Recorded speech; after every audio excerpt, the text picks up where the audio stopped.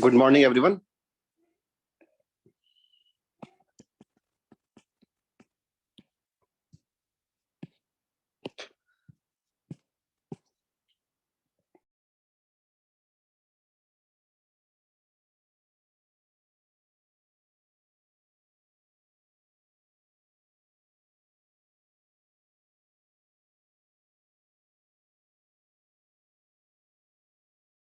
अपना सर्कल्स में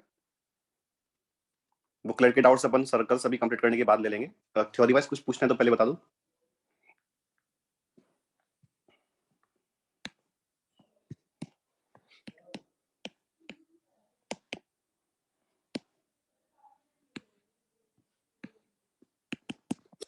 last class के लास्ट में हमने रेडिकल एक्सिस डिस्कस किया था और वो था क्या कि if two circles S1 equal to 0 and S2 equal to 0 are given, तो इस तरह की एक line is called radical axis. और प्रॉपर्टी क्या है कि locus of a point from which power of point with respect to two given circles is equal.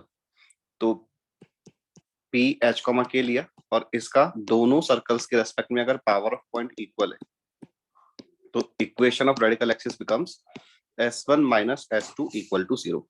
तो ये रेडिकल एक्सिस वाला जो टर्म है, this is defined for two circles.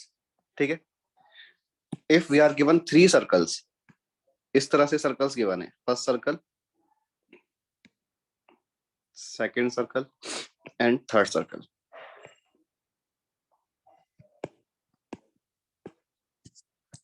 First one is S1 equal to 0, second one is S2 and third one is S3 equal to 0।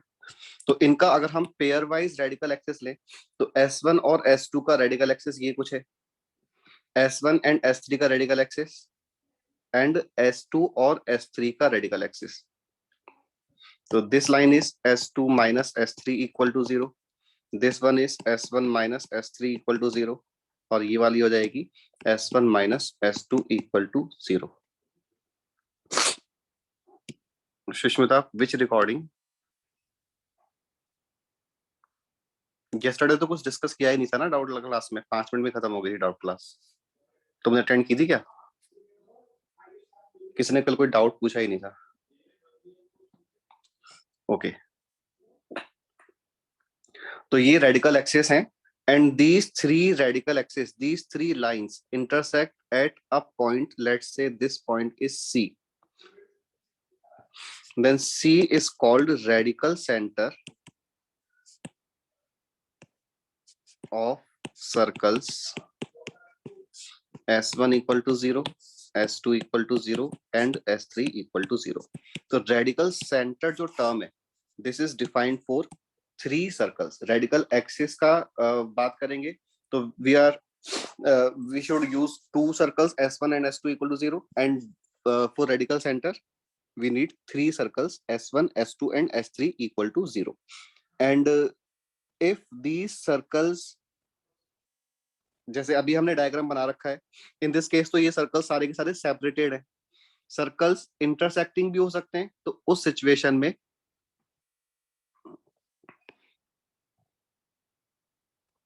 इस तरह का कोई diagram बनेगा और इनका जो रेडिकल सेंटर आएगा वो यहाँ कहीं आएगा, यानी कि जो तीनों का कॉमन पोर्शन है ना उसमें आएगा। ऐसा नहीं हो सकता कि इसका रेडिकल सेंटर यहाँ पे आ जाए। ये जो मैंने ब्लू कलर का पॉइंट मार्क किया है, यहाँ रेडिकल सेंटर नहीं आ सकता। क्यों नहीं आ सकता? बिकॉज रेडिकल एक्सिस और जो ये वाला डायग्राम है, इस डायग्राम की हेल्प से अगर अपन देखें तो सी वाला जो पॉइंट है वो S1 minus S2 equal to 0 line पे भी लाई कर रहा है, S2 minus S3 equal to 0 पे भी और S3 minus S1 equal to 0 पे भी। तो इसका मतलब कि ये सी वाला point S1 equal to S2 equal to S3 को सेटिस्फाई कर रहा है। तो रेडिकल सेंटर को हम अब यहां से भी डिफाइन कर सकते हैं कि point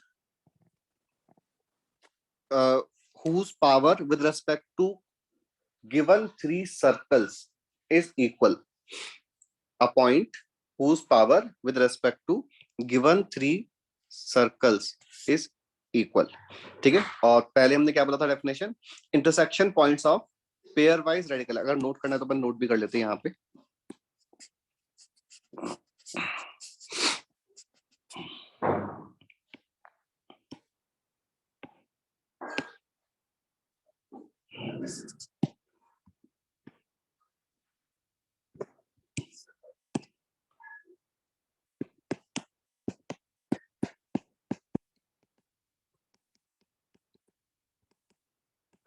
intersection point of radical axis of three circles taken pairwise is called radical center. ठीक है, और हमने कहा कि इफ तीनों circles are intersecting circles then radical centre जो है वो उनके तीनों के इनसाइड ही, यानी कि मोस्ट कॉमन वाला जो पोर्शन है वहां लाई करेगा। और मैं कहता कि इस वाले पोजीशन पे लाई नहीं कर सकता। क्यों नहीं लाई कर सकता? जो मैंने अभी यहाँ पे ये ब्लू कलर में पॉइंट मार्क किया है, यहाँ पे क्यों नहीं लाई कर सकता? क्योंकि ये वाला पॉइंट सर्कल 1 और सर्कल 2 के रेस्पेक्ट में तो इनसाइड है, बट सर्कल 3 के रेस्पेक्ट में आउटसाइड है। तो और हमने कहा कि अगर सर्कल 3 के रेस्पेक्ट में आउटसाइड है तो पावर ऑफ पॉइंट पॉजिटिव हो जाएगा सर्कल 3 के रेस्पेक्ट में, और 1 और 2 के रेस्पेक्ट में नेगेटिव हो जाएगा। तो वो तीनों इक्वल नहीं हो सकते। ठीक है, प्रॉपर्टी क्या है रेडिकल सेंटर की, वो अपन नेक्स्ट पेज पे लिख लेते हैं। तो अभी ये जो रेडिकल सेंटर टर्म है ये क्लियर है?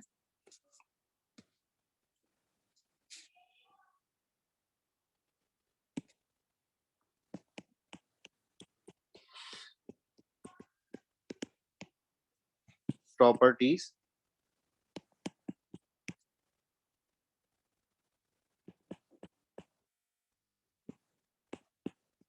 power of radical center with respect to given three circles.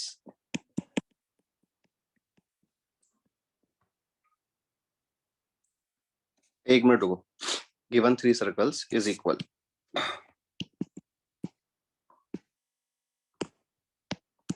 Second property, if radical center lies outside of given three circles, then lengths of tangents on these circles from radical center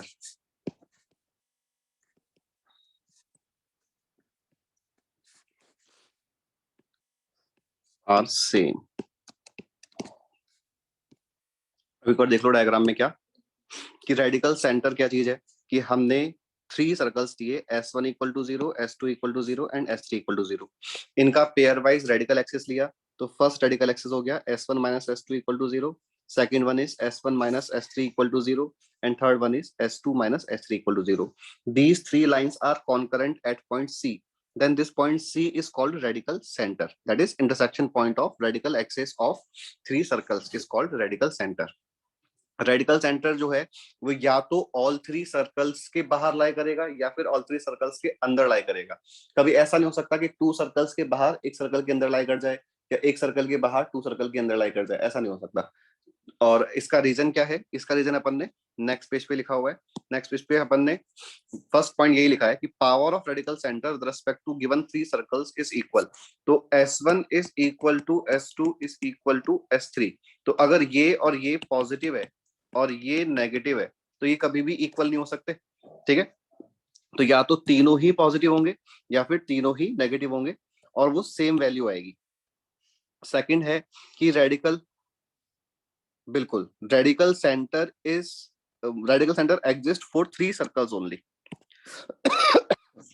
radical axis हमने भी बात की, radical axis के लिए two circles are required, radical centre के लिए three circles are required. ठीक है, सेकंड पॉइंट बोला कि रेडिकल सेंटर अगर सर्कल्स के बाहर लाई करता है तो लेंथ ऑफ टेंजेंट इक्वल है।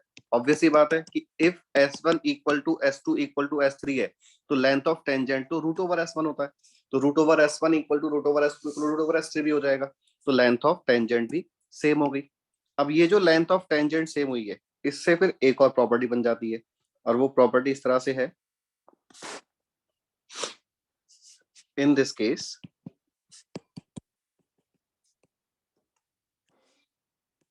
if a circle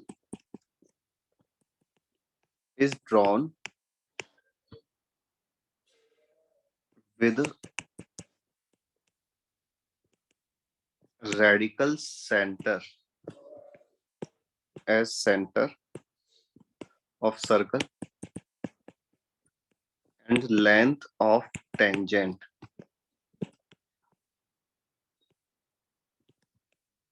as radius of circle,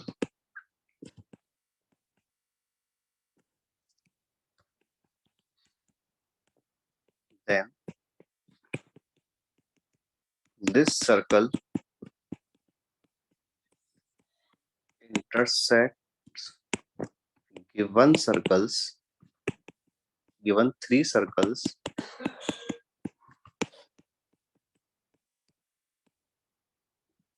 orthogonally.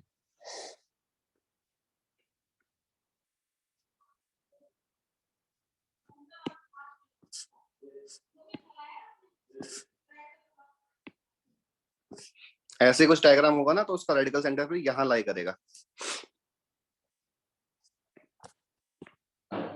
ठीक है,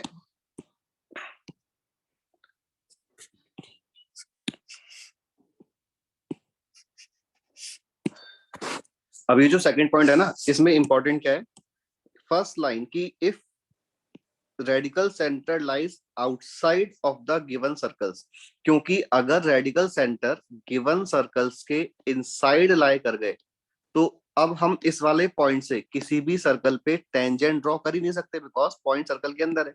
तो टेंजेंट तभी ड्रॉ कर सकते हैं जब सर्कल के बाहर हो पॉइंट। तो अभी हमारे पास डायग्राम ऐसा है कि थ्री सर्कल्स अगेन है हमारे पास, और इनका जो रेडिकल सेंटर है वो कुछ इस तरह से आ रहा है। ठीक है, तो हमने ये बोला कि इस रेडिकल सेंटर से अगर हम तीनों सर्कल्स पे टेंजेंट्स ड्रॉ करें, ये एक टेंजेंट हो गई, ये एक टेंजेंट हो गई,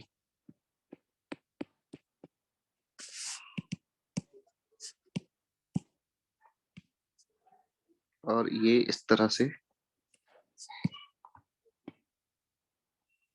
टेंजेंट हो गई। ठीक है, ये तो रेडिकल सेंटर सी ले लिया और इनके पॉइंट ऑफ कांटेक्ट को लेट से पी बोल दिया, इसको क्यू बोल दिया और इसको आर बोल दिया। तो अपन ये बोल रहे हैं कि CP distance is equal to C Q distance is equal to C R distance होगा, और इस डिस्टेंस को हम रेडियस ले लें। तो यहाँ पे हमने जो बोला है कि अच्छा, पहले एक बार यहाँ तक की बात तो हमने कंप्लीट कर ली, यहाँ तक की बात कि ये वाली टेंजेंट्स का लेंथ जो है वो इक्वल होगा तीनों सर्कल्स पे, CP length, CQ length and CR length, क्योंकि पावर ऑफ पॉइंट इक्वल था तो उनका रूट भी इक्वल हो जाएगा। इसके बाद का स्टेटमेंट क्या लिखा हुआ है, इन दिस केस, और इन दिस केस का मतलब यही है कि जब रेडिकल सेंटर सिस्टम के बाहर है। इन दिस केस अगर हम एक सर्कल ड्रॉ करें जिसका सेंटर तो यही पॉइंट ले लें रेडिकल सेंटर, और रेडियस को ये लेंथ ऑफ टेंजेंट ले लें, चाहे CP CQ CR since same है तो कोई सी भी लेंथ ले लिया, और एक सर्कल ड्रॉ करें, तो वो जो सर्कल बनेगा ना वो इस इन तीनों सर्कल्स को ऑर्थोगोनली कट करने वाला सर्कल बनेगा।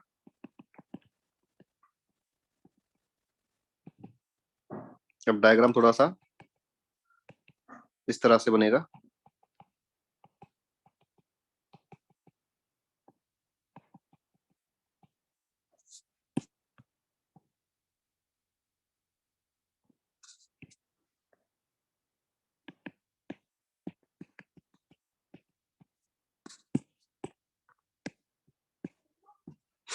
तो ये जो सर्कल बनेगा ये तीनों को ऑर्थोगोनली कट कर रहा है, और ऑर्थोगोनल सर्कल्स क्या होते हैं अपन ने पहले डिस्कस कर लिया कि जब ये इंटरसेक्ट करेंगे तो इन दोनों के बीच में राइट एंगल बनेगा।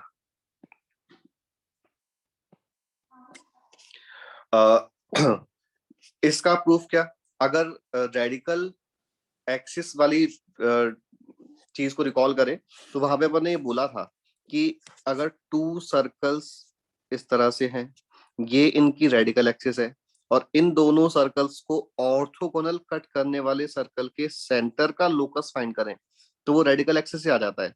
इसका मतलब कि इन दोनों सर्कल्स को ऑर्थोगोनली कट करने वाले सर्कल का सेंटर इन दोनों की रेडिकल एक्सिस पे लाई करेगा।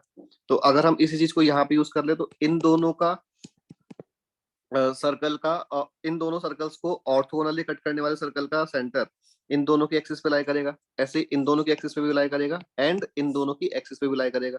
तो वो पॉइंट जो इन तीनों की रेडिकल एक्सिस पे लाई कर रहा है वही तो रेडिकल सेंटर है। तो रेडिकल सेंटर वो सेंटर हो गया सर्कल का जिससे जो सर्कल जो बनेगा वो तीनों ही सर्कल्स को ऑर्थोगोनली कट करेगा। एंड लास्ट पॉइंट एक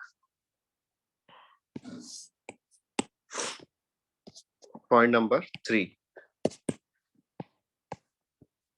if centers of circles are collinear then radical center does not exist। ये तो अब शायद तुम लोगों को तो पहले से समझ आ गया होगा। कैसे कि अगर 3 सर्कल्स इस तरह से है तो अगर हम रेडिकल एक्सिस ड्रॉ करें तो फर्स्ट 2 सर्कल की रेडिकल एक्सिस ये हो जाएगी। 3 सेंटर्स इस तरह से का मतलब कि ये तीनों के तीनों जो है वो कोलिनियर है। ठीक है, तो फर्स्ट 2 का रेडिकल एक्सिस ये रेड लाइन हो जाएगा, सेकंड 2 का ये इस तरह की लाइन हो जाएगी एंड फर्स्ट और थर्ड का कुछ इस तरह की लाइन हो जाएगी, क्योंकि radical axis is always perpendicular to line joining centres of the circle. और सिंस ये तीनों लाइंस हाँ पैरेलल आ गई तो कभी इंटरसेक्ट कर ही नहीं सकती, therefore no radical centre, because radical centre तो रेडिकल एक्सिस का इंटरसेक्शन पॉइंट है और यहाँ पे रेडिकल एक्सिस इंटरसेक्ट ही नहीं कर रही। तो इस सिचुएशन में रेडिकल सेंटर एग्जिस्ट नहीं करेगा। जेई के अकॉर्डिंग बात करें तो देखो जेई ने रेडिकल एक्सिस और रेडिकल सेंटर इन वर्ड्स को कोई कुछ खास यूज किया नहीं है कभी, मतलब बहुत ज्यादा इंपॉर्टेंट नहीं है जेई के अकॉर्डिंग ये चीज।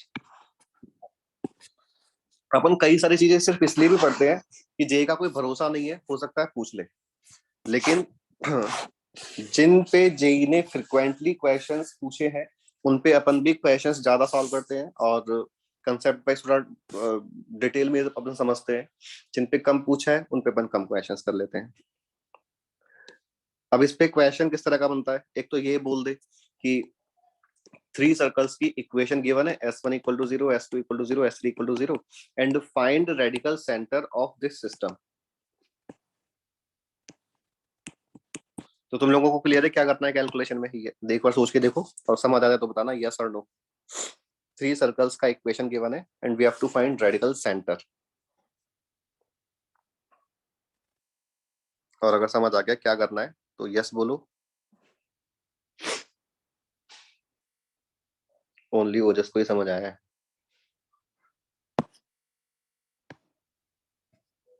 कोई बात नहीं, नेक्स्ट क्वेश्चन। मान लो ऐसे होता, हाँ S1 equal to 0 and S2 equal to 0, only 2 circles are given and we have to find radical axis, correct है। तो देखो ये चीज समझ आती कैसे फाइंड करेंगे। if 2 circles S1 equal to 0 and अच्छा ये अगेन एक और बार लास्ट टाइम वापस से बोल रहा हूँ मैं कि हमें ऑलवेज एक्स स्क्वायर और वाई स्क्वायर के कोफिशिएंट को 1 बनाना है तभी सॉल्व करना है। सर्कल की इक्वेशन में यहाँ पे 2 गिवन हो सकता है लेकिन हम पहले 2 से डिवाइड करेंगे और उसके बाद S1 minus S2 equal to 0 use करेंगे, ठीक है। सॉरी।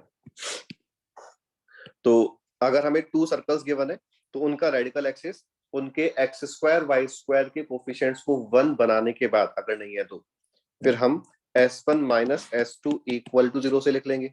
तो इन दिस क्वेश्चन हम इन दोनों का radical axis S1 minus S2 equal to 0 और इन दोनों का radical axis S2 minus S3 equal to 0, only 2 radical axis sufficient है, तीनों फाइंड करने की रिक्वायरमेंट नहीं है। हमें 2 पेयर वाइज कोई से भी 2 सर्कल्स को सॉल्व करने के बाद 2 लाइंस मिल जाएंगी, एक लाइन ये मिल गई एक लाइन ये मिल गई।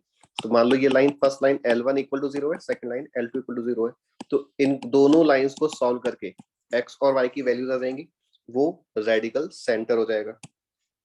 ठीक है, मैं इस क्वेश्चन को भी कराऊंगा, अभी अपन थ्योरेटिकल डिस्कस कर लेते हैं बस। रेडिकल सेंटर में सेकंड जो बनता है वो क्वेश्चन बनता है कि हमें 3 सर्कल्स गिवन है और क्वेश्चन ने बोला कि इन तीनों सर्कल्स को ऑर्थोगोनली कट करने वाले सर्कल की इक्वेशन बतानी है। और उसके लिए मैं अब एक प्रॉपर एक क्वेश्चन ही लिख देता हूँ, डेटा थोड़ा देख के लिख देता हूँ जिससे कि कैलकुलेशन बेकार ना हो।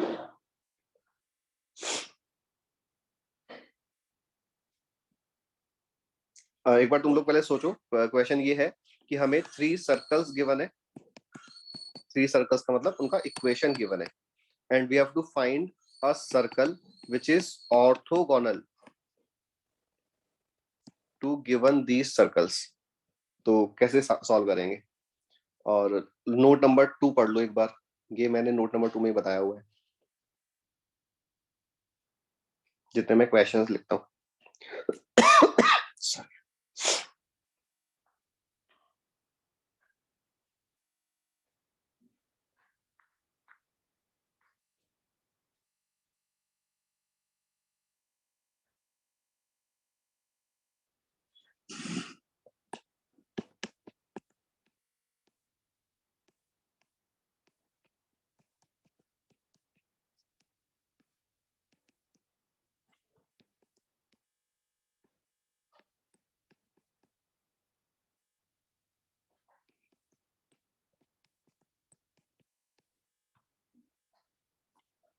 करेक्ट।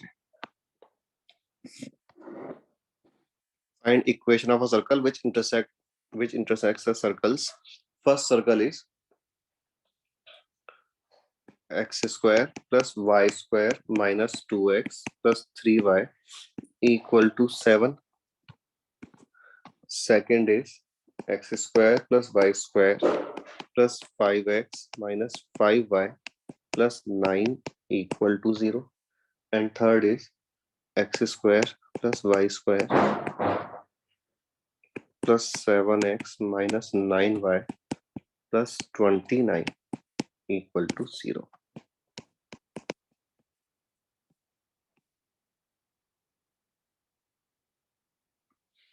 तो सॉल्व करने के लिए step 1, find any two radical axis.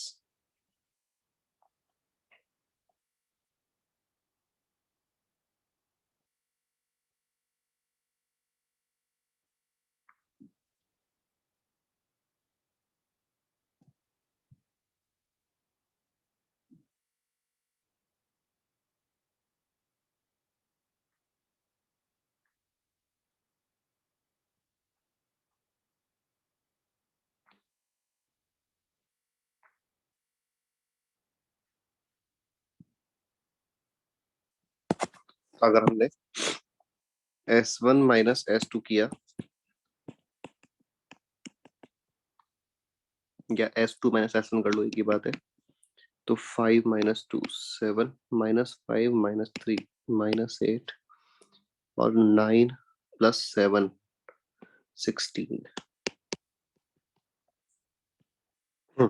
S3 minus S2 equal to 0 किया, 7 minus 5 2 minus 9 minus 5 minus 5 4।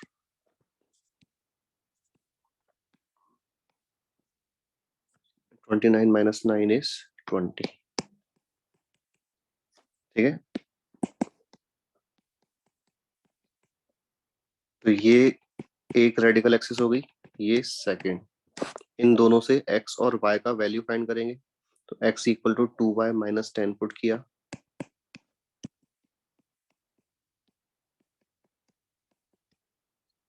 14 minus 8 6y minus का 70 और प्लस का 16 यानी कि 54।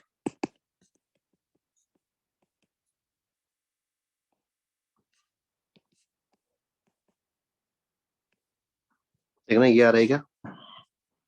कैलकुलेशन फर्स्ट में पुट करके चेक किया, 56। ठीक है, तो यानी कि हमने जब ये पूरी कैलकुलेशन की तो हमें रेडिकल सेंटर 8,9 मिल गया। तो रेडिकल सेंटर फाइंड करने का मेथड तो ये हो गया, ठीक है, कि कोई से भी पेयर वाइज सर्कल्स को लेके दो लाइन बना ली डिफरेंस लेके, और फिर उन दोनों को सॉल्व करके हमने एक्स और वाई फाइंड कर लिया, रेडिकल सेंटर आ गया। अब हमें तो क्वेश्चन ने ऑर्थोगोनल सर्कल बोला था, तो ये वाला जो पॉइंट है ये तो हम सर्कल का सेंटर यूज कर लेंगे।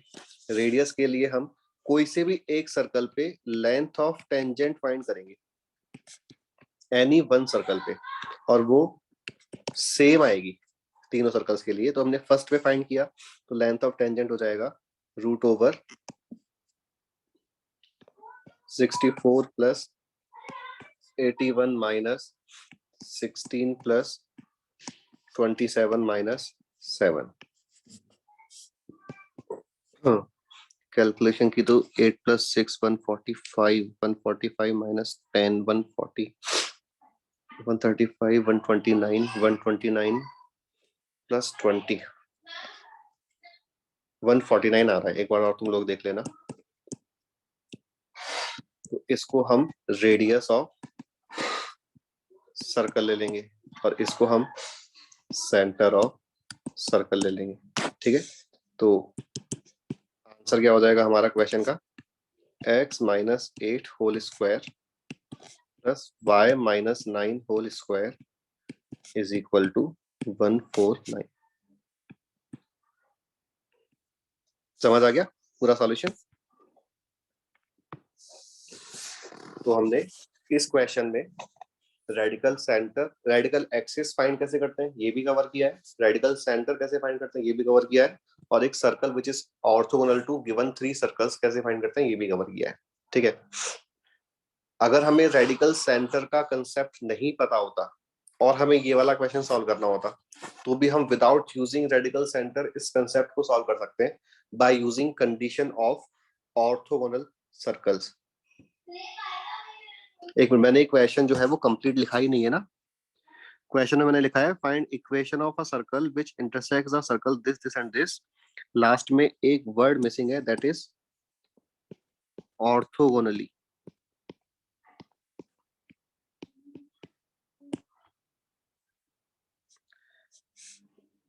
वो जो सर्कल जो हमने फाइंड किया है आंसर में, this circle is intersecting given three circles orthogonally. ठीक है,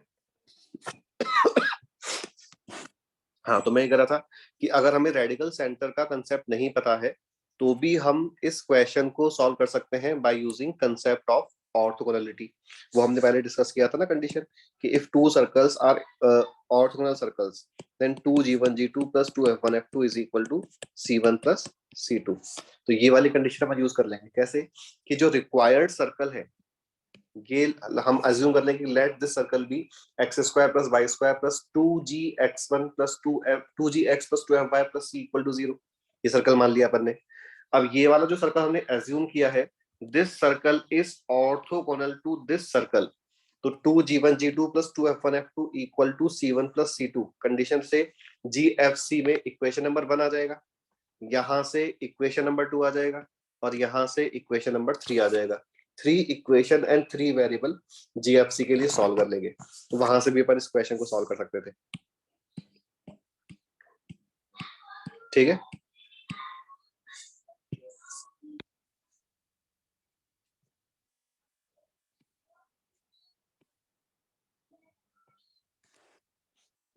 अपना ये चैप्टर जो है वैसे तो कंप्लीट है थ्योरी वाइज। अपन कुछ एक क्वेश्चन अब देखते हैं इसके, जैसे एक क्वेश्चन तुम लोग अब ट्राई करना कि कैसे सॉल्व करोगे। Find locus of centre of a circle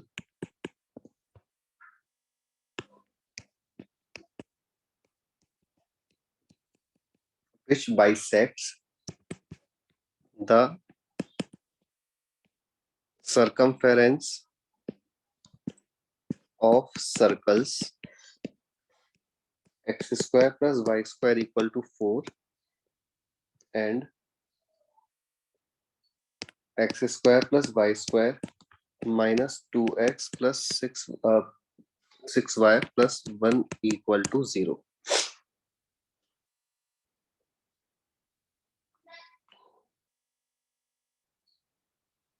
तो एक बार सोचो क्या कर सकते हैं इस क्वेश्चन के सॉल्यूशन में।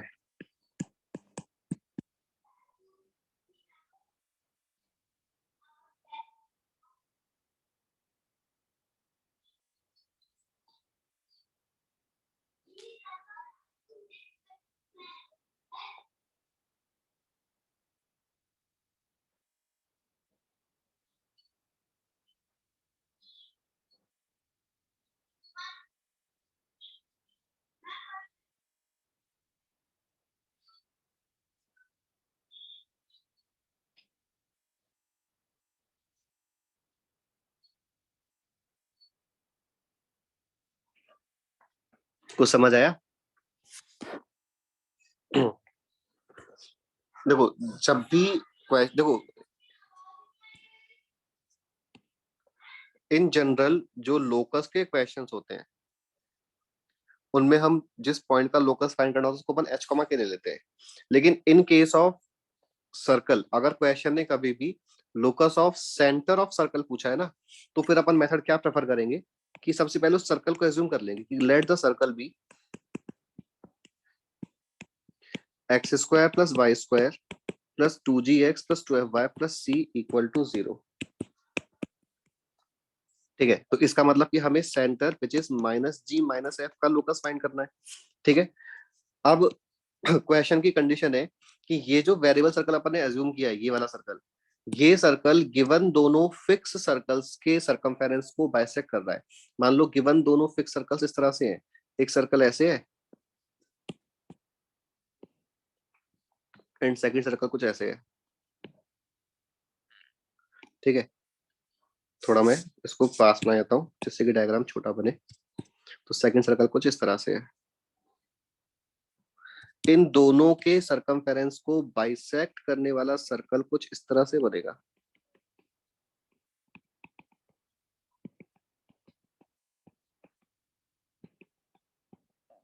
और बाइसेक्ट करने का मतलब कि ये वाला पॉइंट और ये वाला पॉइंट एग्जैक्टली सर्कमफेरेंस के मिडिल में लाई करते हैं, सेम इन दिस केस। ठीक है, अब इसका कंसेप्ट क्या होगा कि अगर हम इनकी कॉमन कॉर्ड की इक्वेशन लिखें, जो रेडिकल एक्सिस होता है हमने पहले डिस्कस कर लिया था। तो ये जो ब्लैक वाला सर्कल है इसको तो हमने बोला कि ये मान लेते हैं एस इक्वल टू 0, हमने एज्यूम किया है। और जो रेड वाले सर्कल्स हैं वो क्वेश्चन ने बता रखे थे S1 equal to 0 and S2 equal to 0। तो इनकी जो ये कॉमन कॉर्ड है, ये वाली लाइन, इस लाइन को हम ए बी लाइन बोल देते हैं। तो ए बी लाइन की जो इक्वेशन है ये S minus S1 equal to 0 से आ जाएगी। चलो जो भी है वो एक बार अपन लिखें। तो ये तो S इक्वल टू 0 सर्कल है और ये S1 इक्वल टू 0 सर्कल है, इन दोनों का डिफरेंस लिया तो 2gx plus 2fy plus c plus 4 equal to 0 ये आ जाएगी।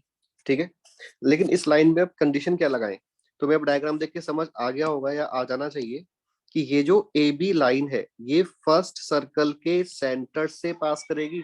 ए बी लाइन डायमीटर होगा सर्कल का, ये समझ आया क्या? ए बी लाइन जो है वो सर्कल का डायमीटर होगा, क्योंकि सर्कल की सर्कम ए और बी पॉइंट पे सर्कमफेरेंस बाइसेक्ट हो रही है। तो एग्जैक्टली मिडिल वाले पॉइंट हो गई, तो ए बी डायमीटर बन गया। ए बी डायमीटर है तो सेंटर सर्कल के सेंटर से पास करेगा। तो हम बोल रहे हैं कि this line passes through C1 और फर्स्ट सर्कल का सेंटर 0,0 है, तो C1 से पास कराया तो C प्लस 4 इक्वल टू 0 मिल गया। ऐसे ही हम अब CD लाइन की इक्वेशन फाइंड कर लेंगे। अभी डायग्राम से लग रहा है कि पैरेलल है बिकॉज मैंने इस तरह से बनाए हैं, बट ये सर्कल्स तो किसी मतलब कहीं पर भी कैसे भी हो सकते हैं, जरूरी नहीं कि पैरेलल आए। सी डी लाइन की equation S minus S2 equal to 0 से अब डिफरेंस लिया तो 2gx माइनस 2x यानी कि 2g plus 2 times x 2f minus 6 times y c minus 1 equal to 0। ठीक है, और ये जो है ये सेकंड सर्कल का सेंटर जो कि 1 कॉमा माइनस 3 से पास करेगी। 1 कॉमा माइनस 3 से पास कराया तो 2g प्लस 2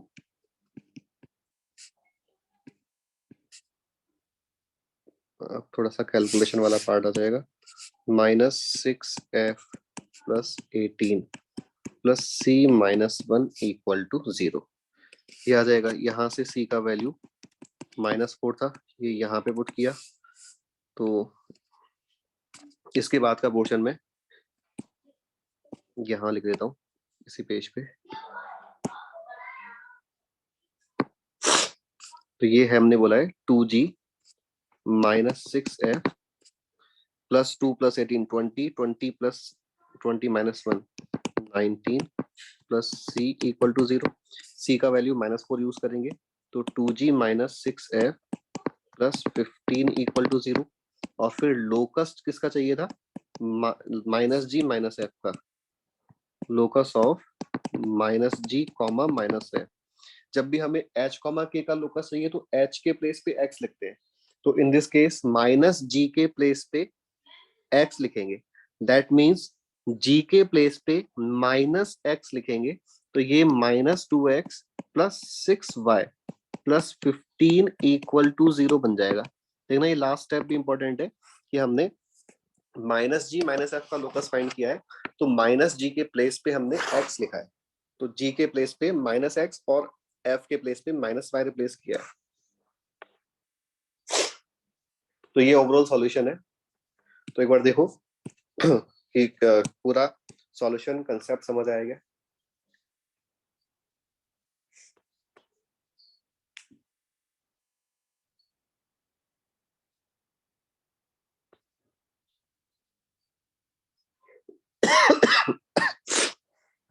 ठीक है,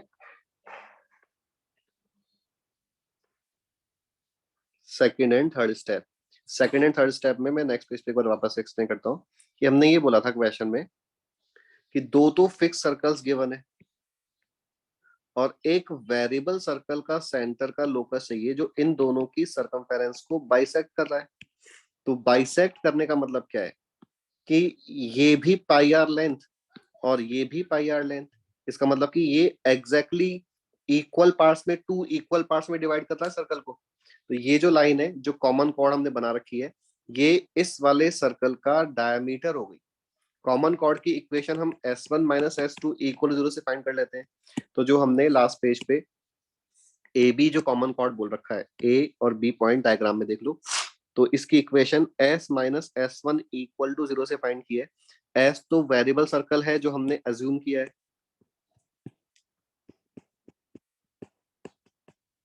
ठीक है, और जो गिवन सर्कल्स थे उनको हमने अभी s1 और s2 बोला है।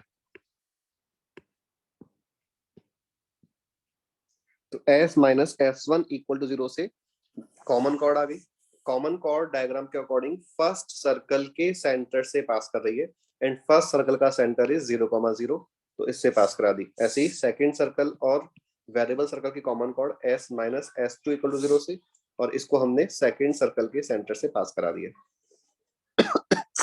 इसके बाद तो बस ये जो टू इक्वेशंस आई हैं, इनसे हमने c को एलिमिनेट करके g और f के प्लेस पे minus X minus Y replace करके लोकस फाइंड किया है।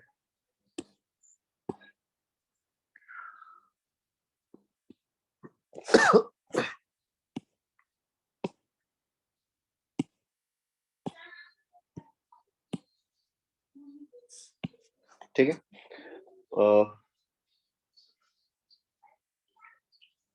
अब इसमें अपना ये चैप्टर तो कंप्लीट है। एक दो क्वेश्चन जो थोड़े डिफरेंट टाइप के हैं हम और कर रहे हैं बस। एक और क्वेश्चन जो टफ क्वेश्चन है, लास्ट वाला भी थोड़ा टफ कैटेगरी में था, ये भी टफ ही है कि find locus of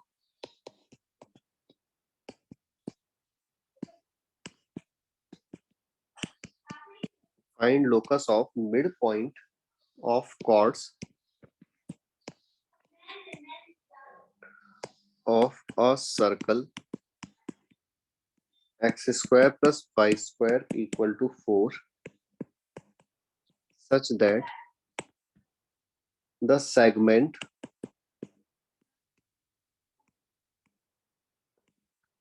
intercepted by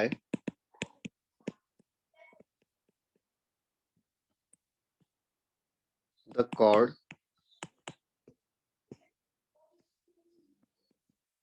on the curve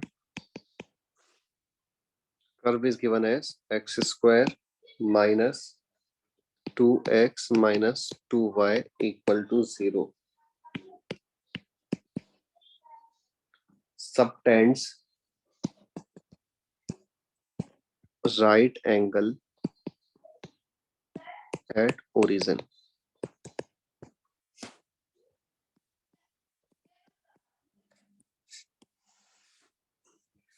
question ने बोला है कि एक सर्कल है, उसकी कोई कॉर्ड है, उसके मिड पॉइंट का हमें लोकस चाहिए। तो स्टेप वन तो यही है कि let mid point of chord be M H comma K. ठीक है, हमने भी क्या बोला था कि किसी भी पॉइंट का लोकस ये अपन एच कॉमा के लेते हैं, लेकिन अगर क्वेश्चन में किसी भी क्वेश्चन में सर्कल के सेंटर का लोकस पूछा है तो थोड़ा कैलकुलेशन बेटर हो जाता है अगर हम सर्कल को जीएफसी की टर्म में एज्यूम कर ले और फिर माइनस जी माइनस एफ का लोकस फाइंड कर ले, only in case of centre का लोकस पूछा है।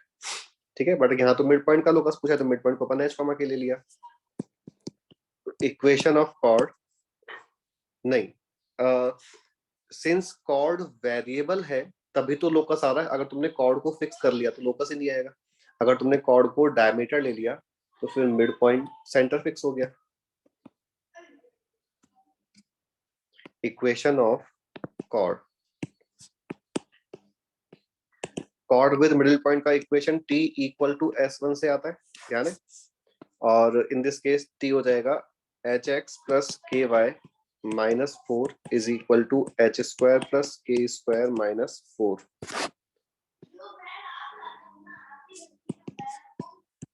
तो hx plus ky is equal to h square plus k square, ये कॉर्ड की इक्वेशन आ गई। ठीक है, अब क्वेश्चन क्या बोल रहा है कि चलो ये कॉर्ड हो गई। क्वेश्चन बोल रहा है कि दिस कॉर्ड, ये कर्व दे रखा है अपन को, कुछ भी होगा ये कर्व, इस कर्व पे ये कॉर्ड जहां पे कट कर रही है उन वो वाला जो सेगमेंट है पी क्यू सेगमेंट, ये ओरिजिन पे, मान लो ओरिजिन यहाँ पे है, जो एंगल सबटेंड कर रहा है दिस एंगल इज π/2 क्वेश्चन के अकॉर्डिंग। तो तुम्हें समझ आ रहा है कौन सा कंसेप्ट लगेगा यहाँ पे? एक कर्व है, एक लाइन है और एक ओरिजिन है।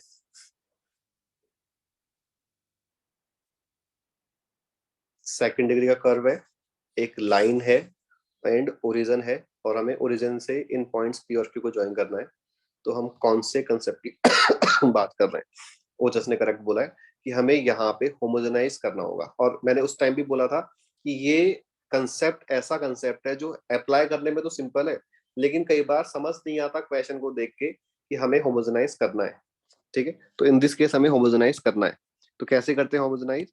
कि हमने लाइन की हेल्प से 1 की वैल्यू फाइंड की,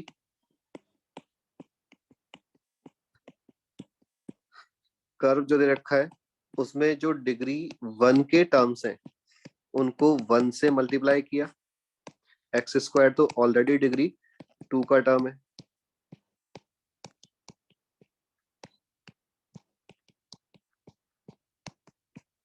ये जो है this is equation of lines OP and OQ. But question ने बोल रखा है कि OP is perpendicular to OQ.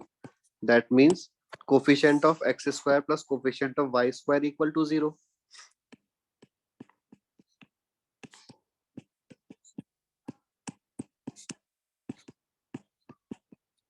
Coefficient of x square, मैं यहाँ लिख रहा हूँ, कोफिशिएंट ऑफ एक्स स्क्वायर जो है वो देखो इस वाली इक्वेशन से,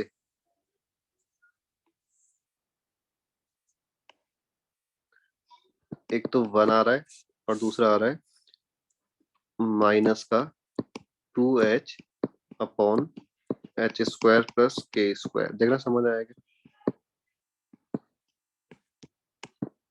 coefficient of x square is, ये एक मिनट, ये this number is not 2, this is y।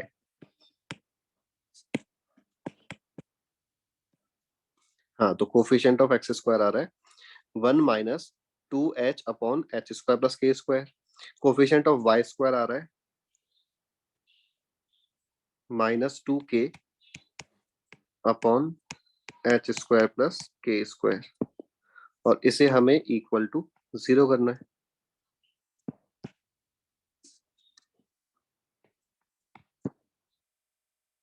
ठीक है, तो यहां से लोकस आ जाएगा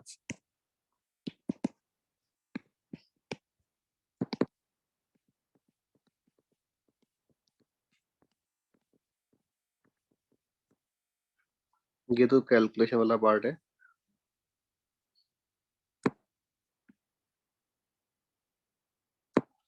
तो एक बार देखो कंप्लीट सॉल्यूशन। सबसे पहले तो हमने सर्कल के मिड पॉइंट वाली कॉर्ड जिसका मिड पॉइंट एच कॉमा के है उसकी इक्वेशन फाइंड कर ली। फिर क्वेश्चन ने बोला था कि एक सेकंड का कर्व है, उसको एक कॉर्ड जहां पे कट कर रही है उसका जो पोर्शन इंटरसेप्ट हो रहा है that portion is making an right angle on origin. तो हमने वो जो पोर्शन है डायग्राम से अगर हम देखें तो इस तरह का डायग्राम कुछ बनेगा।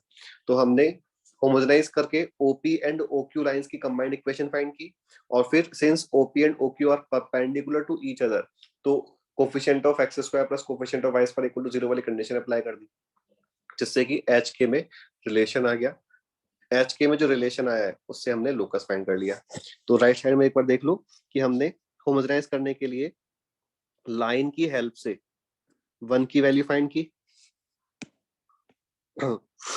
मतलब ये लाइन फाइंड करना इस स्टेप वन, वन की वैल्यू फाइंड की स्टेप टू, होमोजेनाइज करने के लिए जो ये कैलकुलेशन वाली चीजें हैं ये step three and step four है, क्योंकि ये तो ऑलरेडी डिग्री वन का टर्म डिग्री टू का टर्म था, ये टर्म्स डिग्री वन के हैं तो इनको हमने वन से मल्टीप्लाई किया, और वन का मतलब जो हमने वन की वैल्यू फाइंड की वो रिप्लेस कर दी।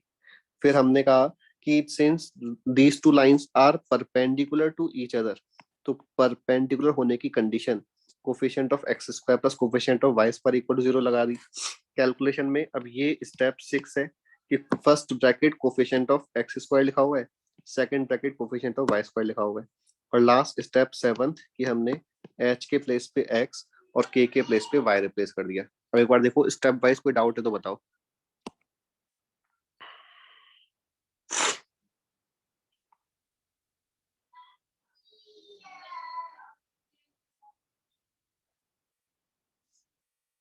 Second to fourth step. तो ये तो सेकंड स्टेप हमने अलग कंप्लीट कर लिया। फिर हमने इस कर्व को उठाया, ये लिखा हुआ है x square minus two x minus two y equal to 0, और हमने कहा कि x square already second degree का है and two x and two y degree one के हैं, तो हमने इसलिए यहाँ पे वन से मल्टीप्लाई किया, और इस वन के इस वाले वन के प्लेस पे ये वाला वन रिप्लेस किया, यानी कि ये रिप्लेस कर दिया। तो यहाँ से फोर्थ स्टेप आ गया। अभी क्लियर है?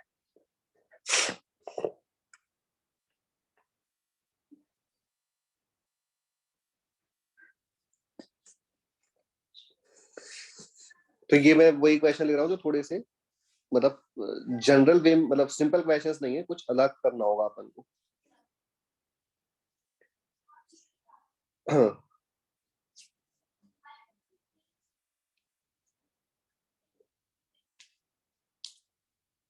और देखता हूँ अगर कोई इस टाइप का क्वेश्चन मिलता है तो। हमने मोस्टली मैंने करवा दिया देखोगा, पर तुम लोग बताना एक क्वेश्चन जिसमें इस टाइप के कोऑर्डिनेट्स लिए थे ना कि a upon a comma one by a, b comma one by b, ये वाला क्वेश्चन कर लिया? ठीक है, ये भी थोड़ा डिफरेंट क्वेश्चन था।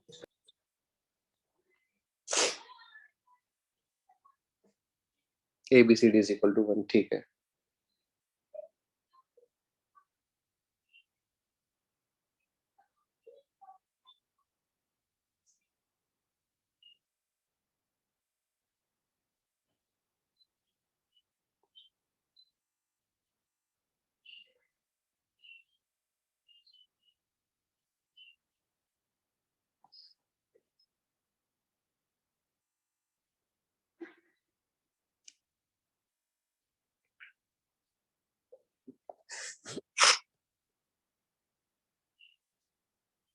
हमने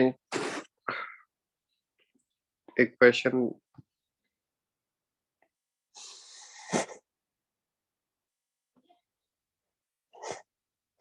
पैरामेट्रिक फॉर्म में टेंजेंट का यूज करके क्वेश्चन किया था क्या? या ऐसा कर मतलब ऐसा कोई क्वेश्चन तुम्हें ध्यान है क्या, क्या मैंने कराया क्या कि एक सर्कल है और एक पॉइंट इस तरह से था कि टेंजेंट्स हैं, ये P है, मान लो ये वाला पॉइंट A है और ये वाला पॉइंट B है, तो वी हैव टू मिनिमाइज या maximize area of triangle PAB। शायद ये नहीं कराए, एक बार पर ये वाला क्वेश्चन लिखते हैं।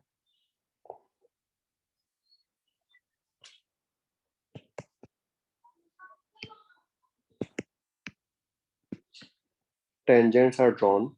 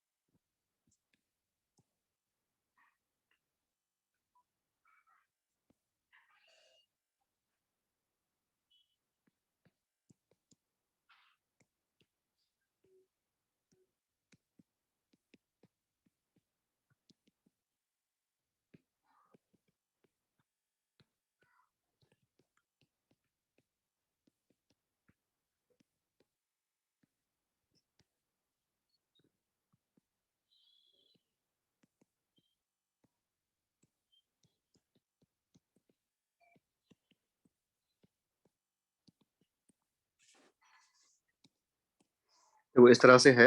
एक बार तुम लोग क्वेश्चन का स्टेटमेंट पढ़ लो।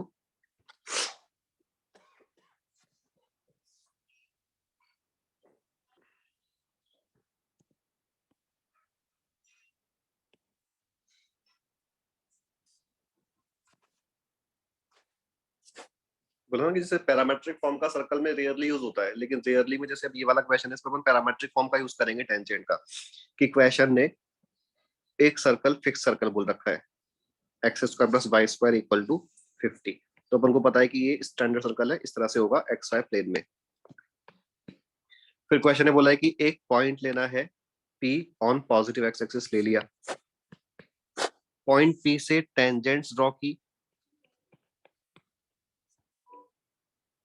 ये इस तरह से टेंजेंट्स हमने ड्रॉ कर ली।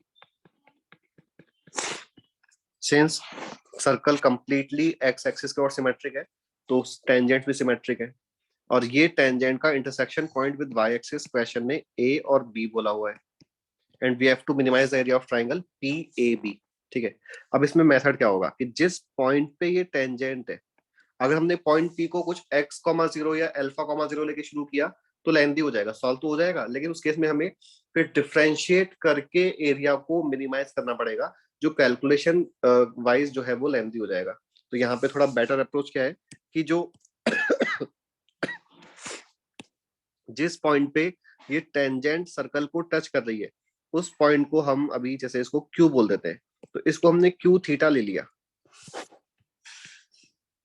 तो क्यू थीटा पॉइंट का मीनिंग क्या हो गया, √50 cos theta comma √50 sine theta, क्योंकि सर्कल का पैरामेट्रिक फॉर्म यूज कर रहे हैं हम। टेंजेंट की इक्वेशन लिखेंगे क्यू पॉइंट पे, तो ये x cos theta plus y sine theta equal to √50 हो जाएगा। ठीक है, इसका अब ये कौन सी लाइन है, ये टेंजेंट, ये एपी लाइन हो गई, समझ आ गया, क्योंकि पॉइंट क्यू पे टेंजेंट है। तो अब इसका intersection point with x and y axis find कर लेंगे। तो P फाइंड करने के लिए पुट y इक्वल टू 0, और y को 0 पुट किया तो देखो P के कोऑर्डिनेट्स √50 सेक थीटा कॉमा 0 आ गए, और A के कोऑर्डिनेट्स 0 कॉमा √50 कोसेक थीटा आ गए। ठीक है, therefore area of triangle PAB is equal to 2 times area of triangle OAP। इस वाले ऊपर ऊपर वाले ट्राइंगल का एरिया फाइंड करके इसका डबल कर दे, और ऊपर वाले ट्राइंगल का area half into base into height से 2 into half into base is OP, height is OA। तो मैं आगे यहाँ लिख रहा हूँ, तो ये जो एरिया है वो आ गया OP distance is √50 sec theta into √50 cosec theta, that is 50 upon sin theta cos theta, that is 100 upon sin 2 theta. ये एरिया आ गया। बता सकते हो इस एरिया का मिनिमम वैल्यू कितना होगा?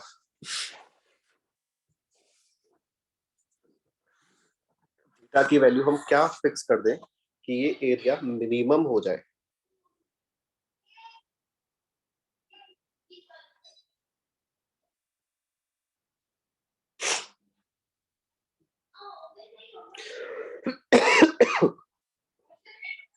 अरे क्या हो गया, ऊपर न्यूमरेटर तो कांस्टेंट है, डिनोम हमें अगर एरिया को मिनिमाइज करना है तो हमें डिनोमिनेटर यानी कि साइन टू थीटा को मैक्सिमाइज करना है, और साइन टू थीटा की वैल्यू मैक्सिमम कितनी हो सकती है? 1 हो सकती है। हाँ, तो थीटा पाई बाय 4 हो गया। करेक्ट। तो एरिया मिनिमम का आंसर तो 100 हो गया। और कब? When theta is equal to pi by 4। Question ने क्या क्या पूछा है अपन से? क्वेश्चन ने बोला कि फाइंड दैट एरिया, तो इसका आंसर तो 100 हो गया। And coordinates of point P, P point कहाँ गया? ये रहा पॉइंट पी। इसमें थीटा को पाई बाई 4 पुट किया तो ये कितना आ गया? √50 इंटू √2, यानी कि 10,0 आ गया। ठीक है।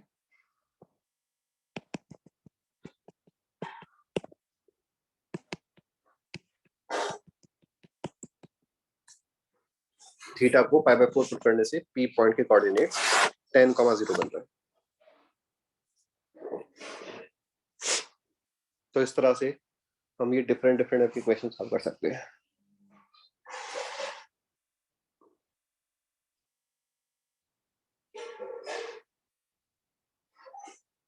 तो चलो अपना ये चैप्टर जो है वो कंप्लीट है।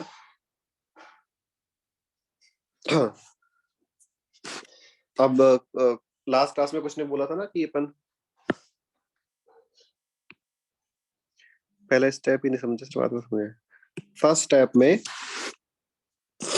सबसे पहले तो क्वेश्चन समझ आ गया ना कि क्वेश्चन ने एक सर्कल फिक्स कर रखा है, पॉजिटिव एक्स एक्सिस पे कोई पॉइंट लेना है जिससे हमने टेंजेंस ड्रॉ की, और इंटरसेक्शन पॉइंट इन टेंजेंट्स का वाई एक्सिस के साथ ए और बी है, और हमें पी ए बी ट्राइंगल का एरिया जो है वो मिनिमाइज करना है। ठीक है। स्टेप 1 ये था कि सबसे पहले हमने इस पॉइंट ऑफ कांटेक्ट को क्यू थीटा मान लिया, और थीटा यहाँ पे पैरामीटर है। जो standard circle x square plus Y square equal to a square है, इसका पैरामेट्रिक फॉर्म होता है x is equal to a cos theta, y is equal to a sine theta. तो in this case a square की जगह 50 लिखा था, तो हमने क्यू पॉइंट को √50 कॉस थीटा और √50 साइन थीटा लिया था। तो देखना अभी तक की बात ये समझ आई।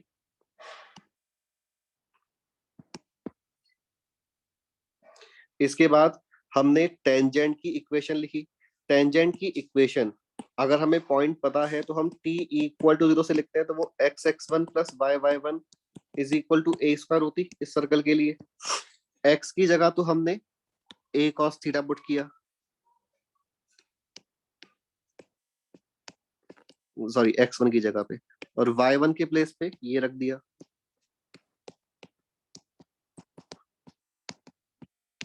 तो सिंप्लीफाई किया तो ये x cos theta plus y sin theta is equal to √50 आ गया। ये है नेक्स्ट पार्ट। इसके बाद intersection point with coordinate axis find कर लिए, तो P और A के लिए रेस्पेक्टिवली x और y को 0, y और x को 0 पुट कर लिया। अब देखना आगे, इसके आगे क्लियर है पूरा? कोई और डाउट पूछना है किसी को भी?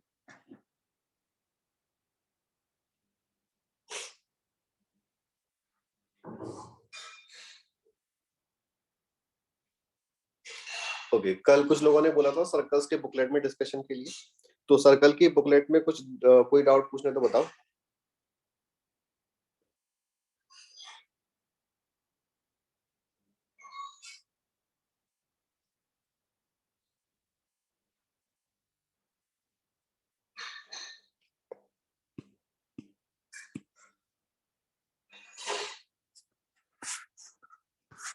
और अगर डाउट्स नहीं है तो फिर अपन कोनिक सेक्शन शुरू कर लेते हैं फिर अपन, क्योंकि अभी तो बना रहे कंप्लीट। बोलो कौन एक सेक्शन शुरू कर ले।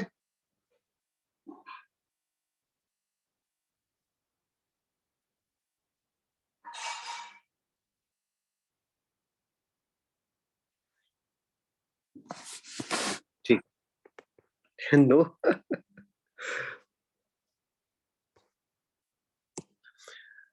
कोनिक सेक्शन वैसे तो देखो,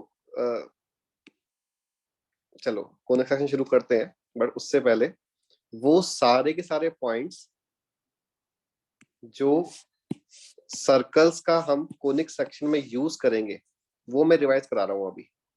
सर्कल्स में अपन ने क्या पढ़ा है वो भी रिवाइज हो जाएगा।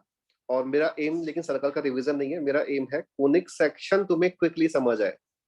कोनिक सेक्शन एक बहुत ही अच्छा टॉपिक है। जैसे तुम लोगों को पीएनसी में इंटरेस्ट आया होगा ना जब तुमने परम्यूटेशन कॉम्बिनेशन पढ़ा होगा, तो वैसे पीएनसी अच्छा लगा होगा, तो वैसे ही कोनिक सेक्शन भी अच्छा लग सकता है, प्रोवाइडेड हम कोनिक सेक्शन के सर्टेन रिजल्ट्स को ध्यान रखें।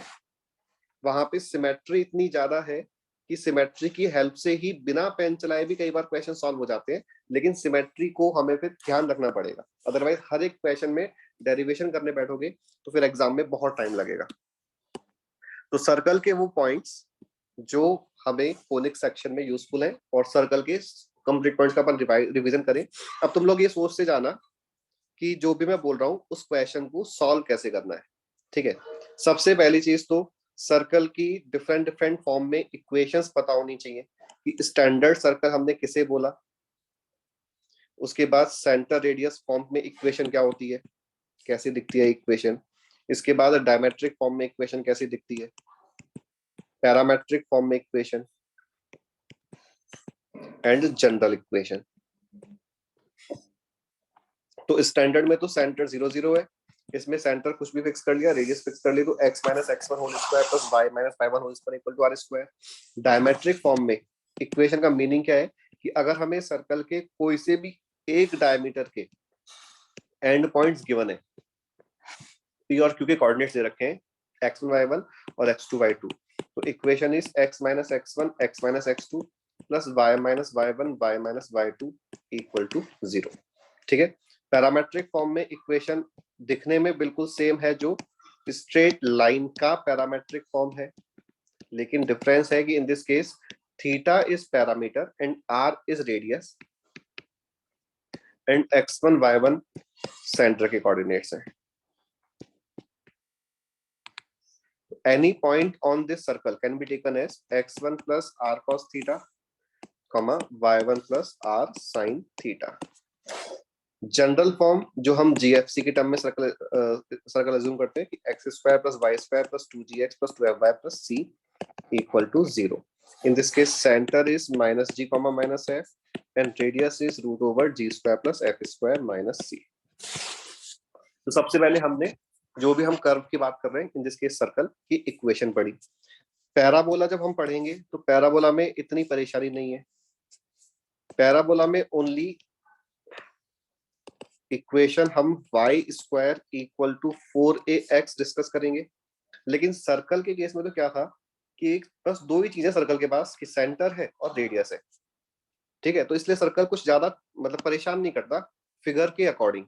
लेकिन पैराबोला की जब हम बात करेंगे,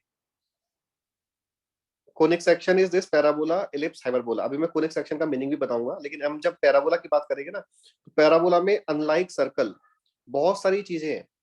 पैराबोला का फोकस है, पैराबोला की डायरेक्ट्रिक्स है, टेंजेंट एट वर्टेक्स है, लेटस रेक्टम है, एक्सिस है, फुट ऑफ डायरेक्ट्रिक्स है, end points of latus rectum है। इस तरह से कई सारी चीजें हैं जो हमें standard parabola y square equal to 4x के लिए याद रखने हैं। जो मैंने बोला वो हम सारा नोट करेंगे बाद में, लेकिन मैं बोल रहा हूँ सर्कल में तो ओनली सेंटर रेडियस है। पैराबोला में तो लाइंस की बात करें तो latus rectum, foot of directrix, tangent at vertex, axis, 4 तो लाइंस है। पॉइंट्स की बात करें तो focus, vertex, foot of directrix and end points of latus rectum. ये हमें सारे कोऑर्डिनेट्स और सारे इक्वेशंस को पैराबोला के लिए ध्यान रखना है। ऑल्दो हम parabola y square equal to 4ax जो इस तरह से बनता है, इसके साथ साथ सेकंड पैराबोला ये वाला, थर्ड पैराबोला ये वाला, फोर्थ पैराबोला ये वाला, ये सारे डिस्कस करेंगे। लेकिन इन सब के रिजल्ट आपको याद नहीं रखने। रिजल्ट तो हम हमें ओनली फर्स्ट वाला जो पैराबोला है Y square equal to 4ax उसका ही याद रखना है, और सबके रिजल्ट अपन कन्वर्ट कर लेंगे। ठीक है, तो अपन डिटेल में तो ओनली इसी को ही पढ़ेंगे। तो ये हो गई इक्वेशन की बात। आगे है जो हम सर्कल का यूज करेंगे कि सर्कल के केस में अगर हमें चेक करना है कि कोई भी एक पॉइंट सर्कल के इनसाइड या आउटसाइड कहाँ पे लाई कर रहा है, तो हम पावर ऑफ पॉइंट फाइंड करते हैं। और पावर ऑफ पॉइंट फाइंड करने का मतलब कि जो भी कर्व का नाम है वो तो है s इक्वल टू 0, पॉइंट जो है उसको हमने x1 y1 लिया, तो कर्व में s इक्वल टू 0 वाले कर्व में जो s एक्सप्रेशन है उसमें x के प्लेस पे x1 और y के प्लेस पे y1 रिप्लेस करने से एक नंबर बन जाएगा। That number is called power of point, correct? And if power of point is positive, then point lies outside power of point is equal to 0. On point power of point negative, then inside. ये हमने circle में discuss किया। Same ही concept parabola में है कि parabola y square equal to 4ax है और point P जो है वो x1 y1 है। तो यहाँ पे हम s कर्व को क्या बोलेंगे, y square minus 4ax equal to 0। Y square यानी कि सेकंड डिग्री का टर्म पहले लिया है और -4ax यानी कि फर्स्ट डिग्री के टर्म को बाद में लिया है, तो इसको हमने एक्सप्रेशन s बोला है। तो s1 क्या होगा, y1 स्क्वायर माइनस 4ax1, और ये जो भी नंबर आएगा इनके अकॉर्डिंग सेम हमारा आंसर हो जाएगा पैराबोला के लिए। तो ये वाला कंसेप्ट हम एज इट इज यूज करेंगे कि position of a point with respect to circle. ठीक है, sorry, with respect to parabola. मतलब कि अगर अपन ने ये जैसे पैराबोला भी नहीं पढ़ा है और तुमसे मैं बोल रहा हूँ कि चेक करना y square is equal to 8x के रेस्पेक्ट में 0.5,6 इनसाइड है कि आउटसाइड है, बताओ।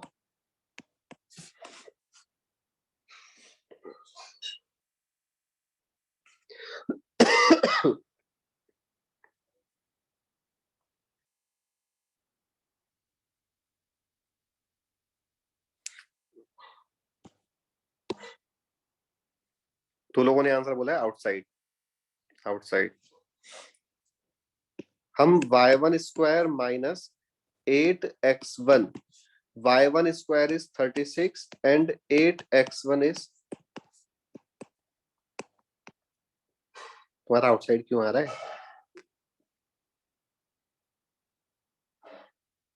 पावर ऑफ पॉइंट तो नेगेटिव आ रहा है,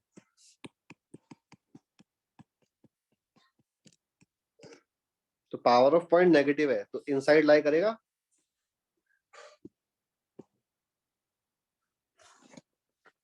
ठीक है,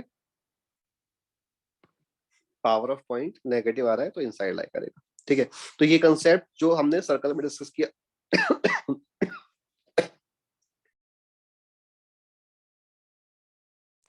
सर्कल में जो डिस्कस किया बिल्कुल सेम ही है।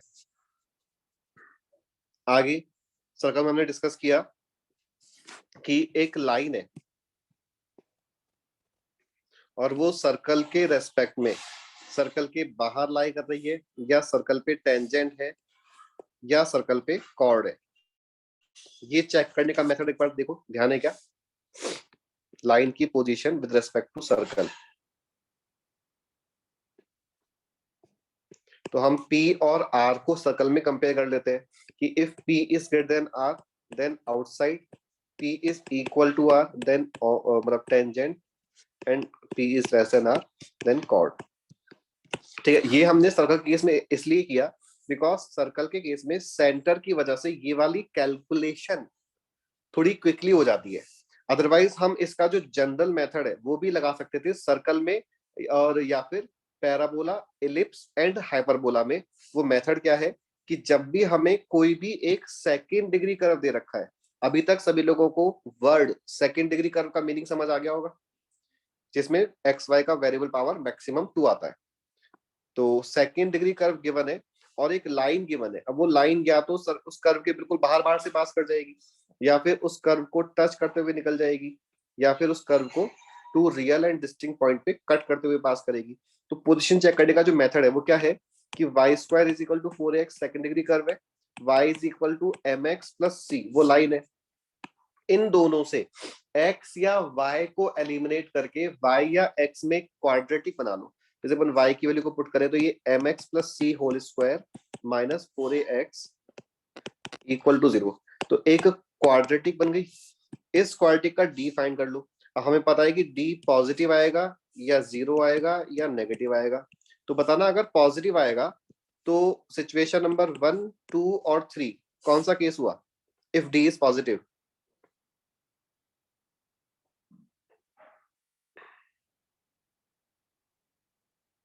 अच्छा, क्वाड्रेटिक में बताना कि डी पॉजिटिव का मीनिंग क्या होता है। Roots are real and distinct, roots are real and equal, या roots are imaginary. A B C. D positive का मीनिंग क्या होता है? ए होता है। ये तो सबको क्लियर है, ये तो सबको क्लियर है, ठीक है। अब वापस से बोल रहा हूं मैं कि अगर इस क्वाड्रेटिक का डी पॉजिटिव आ गया तो इस डायग्राम में 1, 2, 3 में से कौन सी पोजीशन आएगी? Third position, that is chord. क्यों? कि इसका मीनिंग ही तो है कि जो कर्व और लाइन है, these two are intersecting each other at two real and distinct point। Real and distinct point तभी तो मिलेंगे जब इस क्वाड्रेटिक के रूट्स रियल एंड डिस्टिंक्ट होंगे, ठीक है। अगर टच कर रहा है तो इसका मतलब क्या हुआ कि रूट्स सेम जगह पे आ गए, रूट्स इक्वल हो गए। तो d इक्वल टू 0 का मतलब यहाँ पे टेंजेंट हो जाएगा, और d लेस देन 0 का मतलब यहाँ पे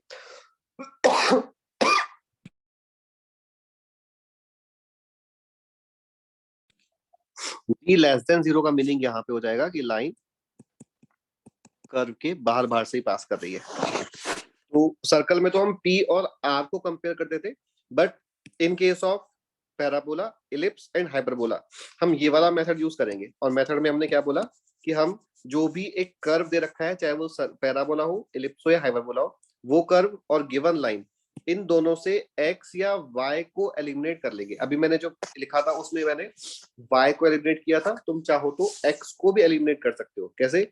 कि इन दोनों से x को एलिमिनेट किया तो y square is equal to 4a y minus c upon m। तो ये अगेन एक क्वाड्रेटिक बनेगी, बट वो इन y बनेगी।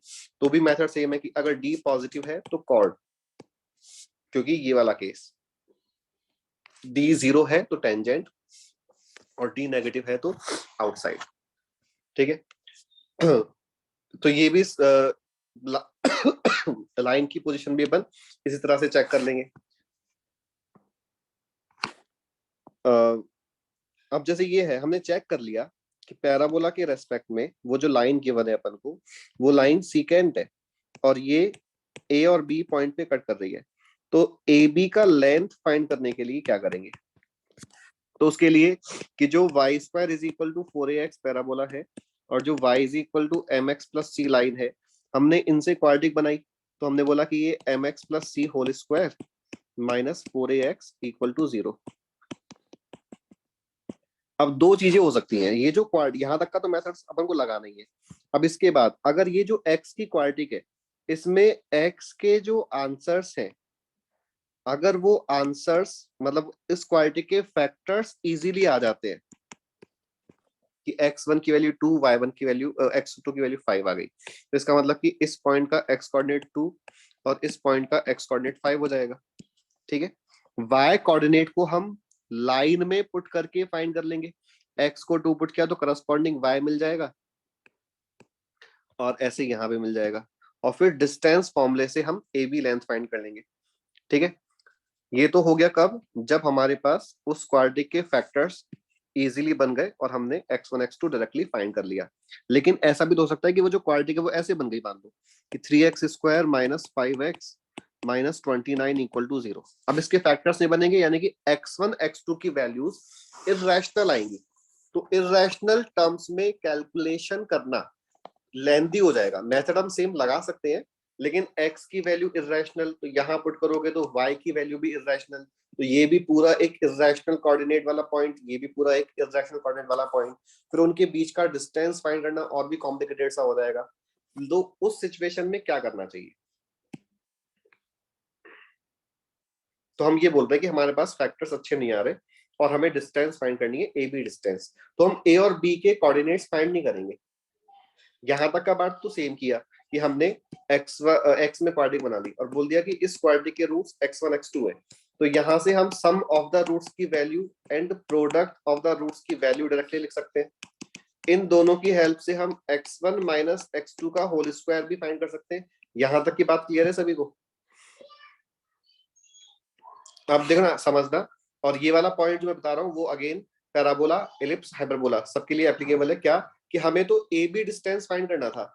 ए B distance x1 minus x2 whole square plus y1 minus y2 whole square का रूट होगा।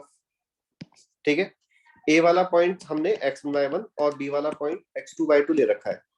सिंस ए बी वाले points इस लाइन पे लाई कर रहे हैं तो इस लाइन को सेटिस्फाई करेंगे। तो इसका मतलब कि y1 is equal to mx1 plus c and y2 is equal to mx2 plus c hold करेगा।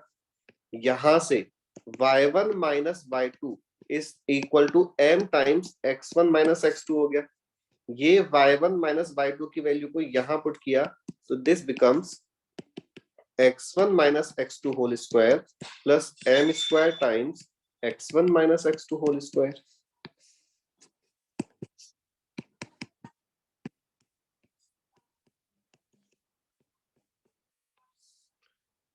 तो ये लेंथ ऑफ कॉर्ड का एक जनरल फॉर्मूला बन गया on any second degree curve कि L is equal to root over 1 plus m square times x1 minus x2 whole square. एक बार देखना डेरिवेशन समझ आ गया। अब इस यूज कैसे करेंगे देख लेंगे।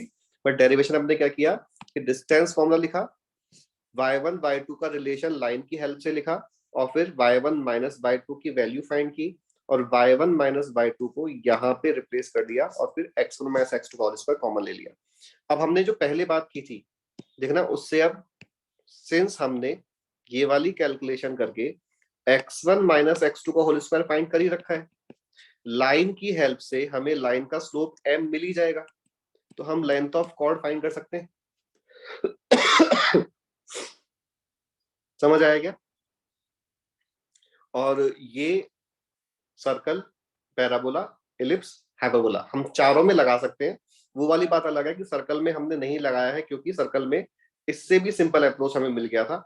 सर्कल में क्या है, सेंटर की वजह से बहुत चीजें सिंपल हो जाती है। तो सर्कल में तो हमने लेंथ ऑफ कॉर्ड फाइंड करने के लिए क्या किया था, याद है?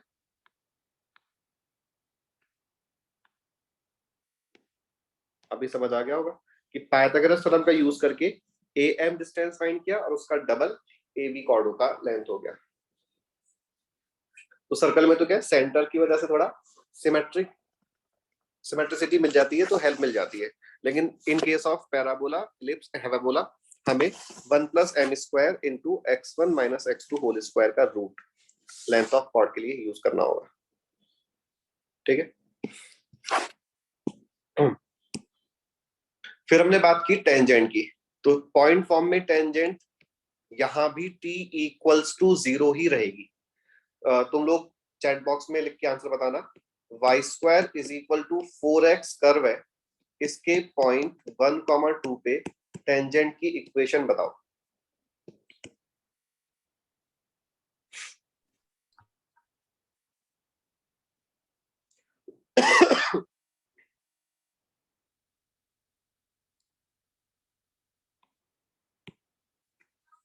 अरे इक्वेशन इक्वेशन टेंजेंट की, लाइन की इक्वेशन बतानी है। t इक्वल टू 0 के लिए अपन एक्स स्क्वायर को x(x1), वाई स्क्वायर को y(y1) एंड सो ऑन से रिप्लेस करते हैं। तो वेदांत y इक्वल टू 2x नहीं,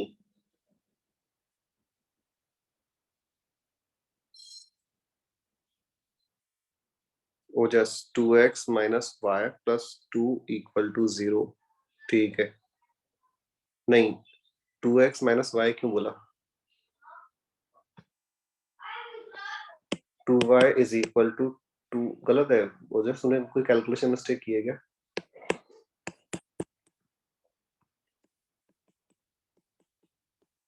ये आ रहा है ना आंसर।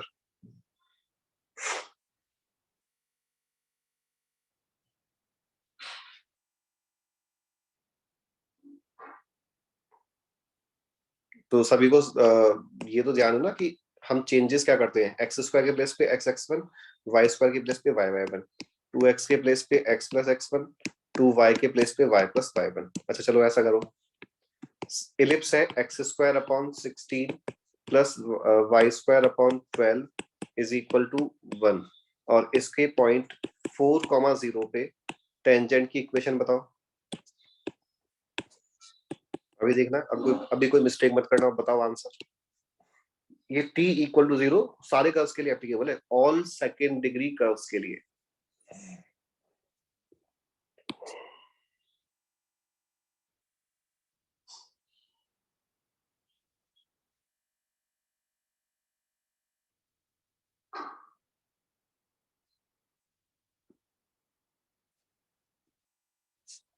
और लोग देखो, और लोगों का आंसर आएगा x इक्वल टू 4 करेक्ट है। कैसे कि x x1 plus y y1 ये बनेगा तो 0y का मतलब तो 0 ही हो गया, तो 4x upon 16 x is equal to 4। ठीक है, हम हमने बात किया था कि अगर 2xy लिखा है तो उसके लिए भी हम चेंजेस जो करते हैं वो x y1 plus y x1 करते हैं। ठीक है, तो 2xy के प्लेस पे ये चेंजेस हैं। तो अगर कर्व है xy इज इक्वल टू 16, तो इसके पॉइंट 2,8 पे टेंजेंट की इक्वेशन बताओ।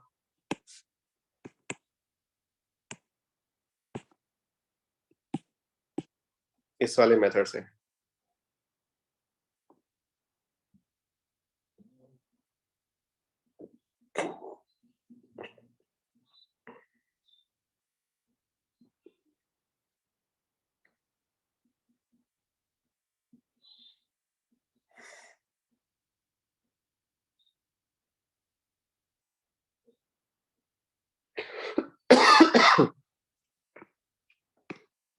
x x1 y plus y1 x is equal to, देखना आगे मैंने 32 क्यों लिखा है, बिकॉज 2xy को ये चेंज करते हैं, तो या तो यूं बोलूं मैं कि xy के प्लेस पे x y1 plus y x1 upon 2 लिखेंगे, तो हमारा आंसर आ जाएगा y plus 4x is equal to 16।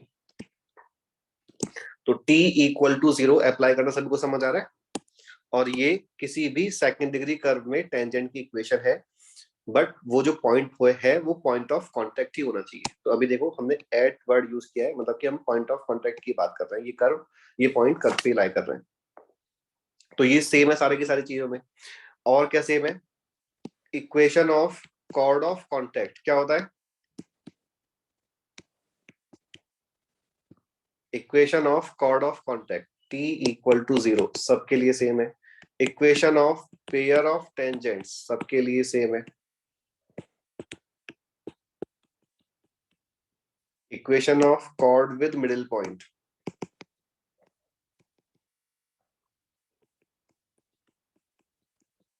Equation of polar, ये सारी चीजें सेम है, पैराबोला, एलिप्स, हाइपरबोला और सर्कल। और इन सारे देखो, हम अगर मतलब तुम अभी देखना चैप्टर जो हम पढ़ेंगे, तो एक्चुअल में हम इनकी कोई खास बात करेंगे ही नहीं। क्यों, क्योंकि इन पे जो क्वेश्चन बनता है वो सेम ही मेथड से सॉल्व होगा जो हमने सर्कल में सॉल्व किया है, चाहे कुछ भी डिफरेंट सिचुएशन दे दी जाए, बस कर्व ही चेंज होगा, कर्व इलिप्स हो जाएगा या हाइपरबोला हो जाएगा या पैराबोला हो जाएगा या सर्कल हो जाएगा, लेकिन मेथड चेंज नहीं होगा। जिनके मेथड्स जैसे नॉर्मल है, हमने सर्कल के केस में नॉर्मल की बात ही नहीं करी, बस ये बोल दिया कि सेंटर से पास करने वाली लाइन नॉर्मल है, तो वहां पे कुछ खास था नहीं। लेकिन हम कोनिक सेक्शन में नॉर्मल्स की बात डिटेल में करेंगे, तो वो चीजें अलग होगी, लेकिन जो चीजें सेम है वो यहाँ तक की है कि equation of tangent, chord of contact, pair of tangent, chord with middle point and polar, ये सारी की सारी इक्वेशंस बिल्कुल सेम है। इनसे रिलेटेड सारे के सारे क्वेश्चंस बिल्कुल सेम है जो हमने सर्कल में सॉल्व किए। ठीक है, अब एक चीज और हम ये देख लेते हैं कि हम कोनिक सेक्शन बोल क्यों रहे हैं इस चीज को, पैराबोला, एलिप्स, हाइपरबोला को हमने कोनिक सेक्शन क्यों बोला।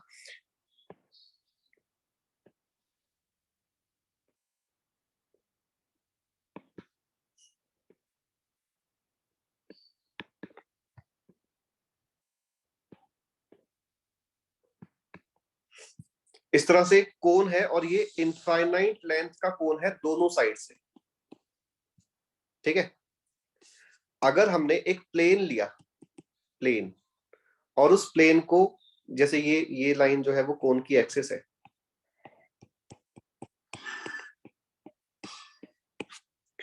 और जो प्लेन लिया हमने, वो प्लेन को, उस प्लेन से हमने इस कोन को वर्टिकली कट कर दिया, तो बता सकते हो उस प्लेन पे क्या बनेगा फिगर?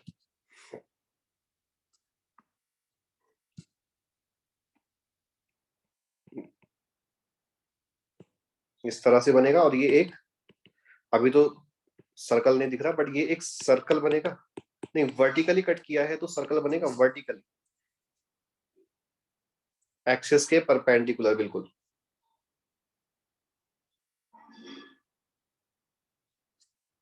समझ आया क्या?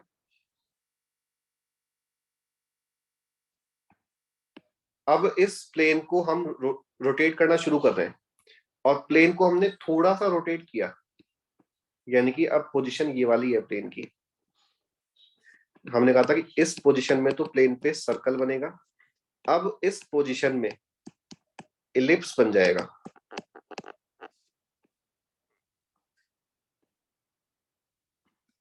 ठीक है। और हम रोटेट करते रहे करते रहे करते रहे, इलिप्स बनता रहेगा। ये इलिप्स कब तक बनेगा?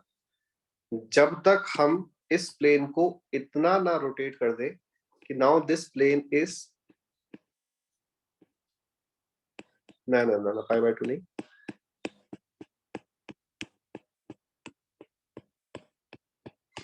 In this position. और ये पोजीशन कौन सी है? ऐसी खास बात क्या है कि this is parallel to this line, बिल्कुल इसके पैरेलल ही लेगा ना इस प्लेन को। तो अब जाके इस पोजीशन में पैराबोला बनेगा। पैराबोला कैसे? अगर अब ये वाली देखो, ये चीज अपन ज्योमेट्री से मैं यहाँ पे शो नहीं कर सकता, 3D नहीं है, 2D है, लेकिन एक ओपन फिगर बन रहा है प्लेन पे, पैरेलल टू दिस लाइन, जो कोन का सरफेस है उसके पैरेलल। और अभी प्लेन पे इस तरह का एक फिगर बनेगा विच इज अ पैराबोला,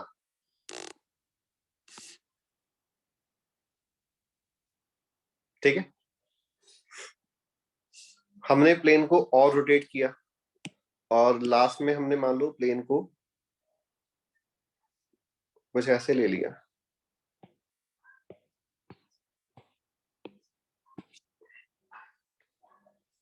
ये डायग्राम में कुछ ज्यादा लाइंस हो गई हैं।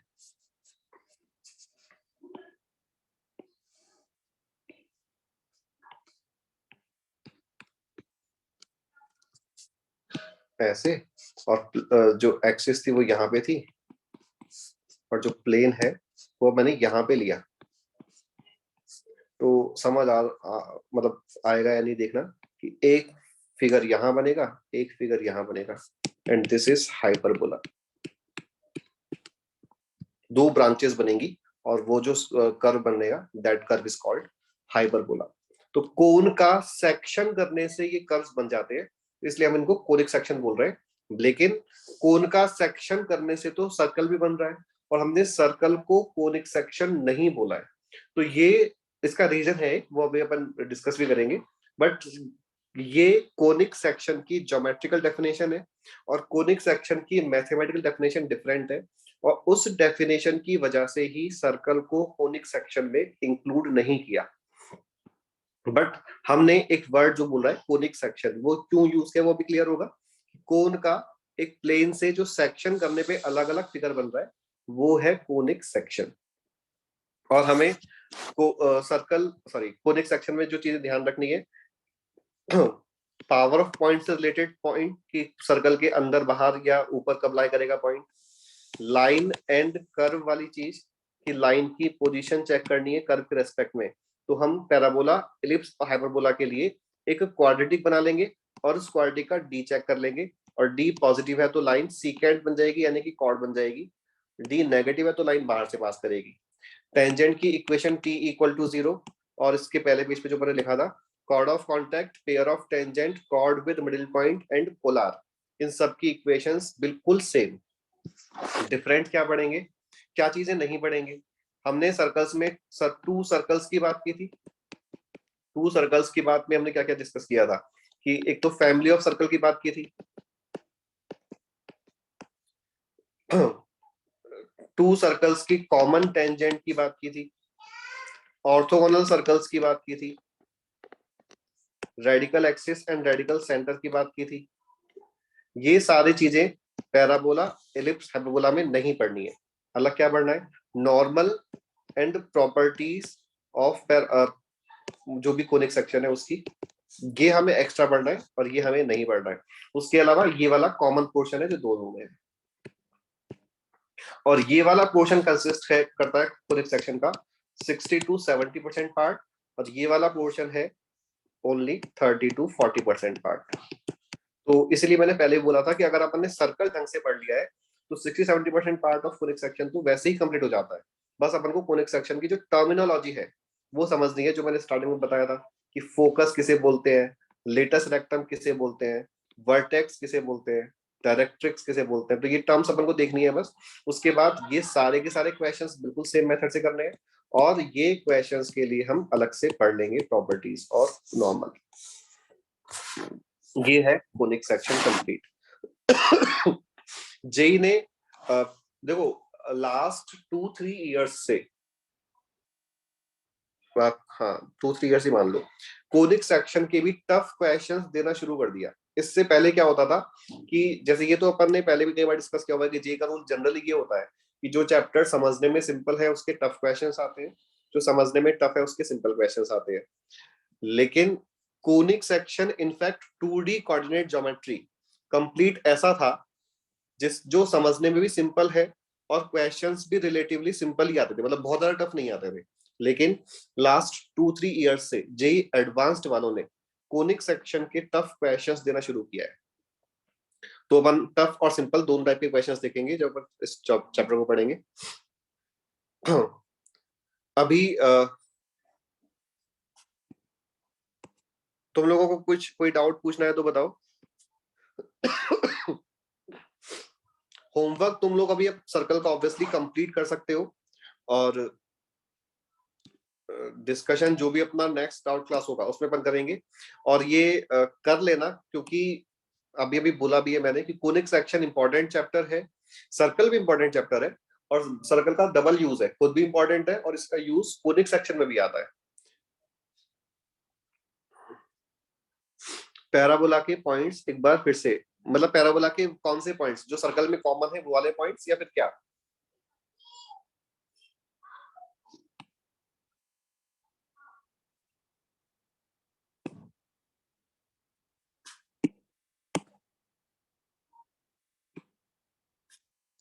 पैराबोला में और सर्कल में कॉमन क्या क्या चीजें हैं अगर हम ये डिस्कस करें, तो हमने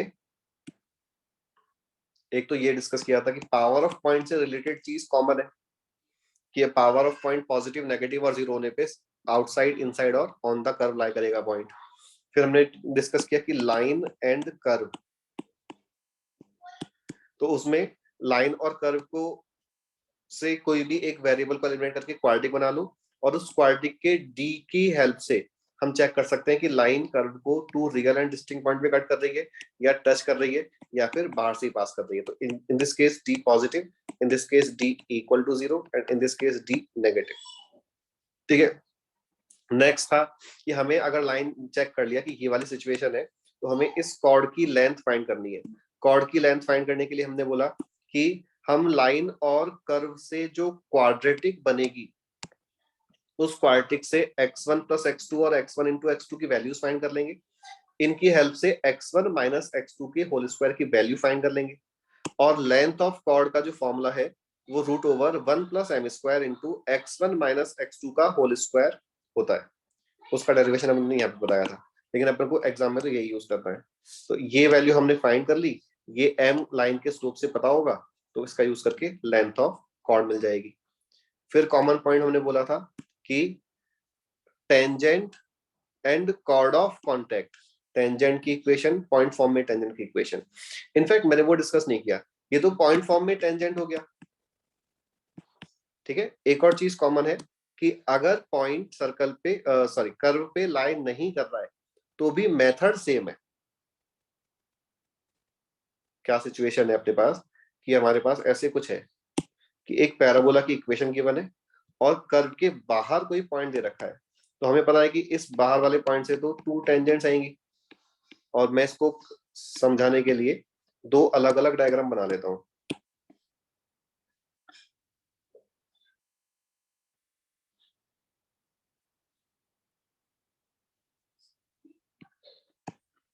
हमने ऐसा क्वेश्चन ऑलरेडी सर्कल में किया हुआ है कि सर्कल गिवन है और सर्कल के बाहर पॉइंट गिवन है, तो ये जो टू टेंजेंट्स आएंगी इन दोनों की हमें सेपरेट इक्वेशंस फाइंड करनी है। एक बार तुम लोग सोचो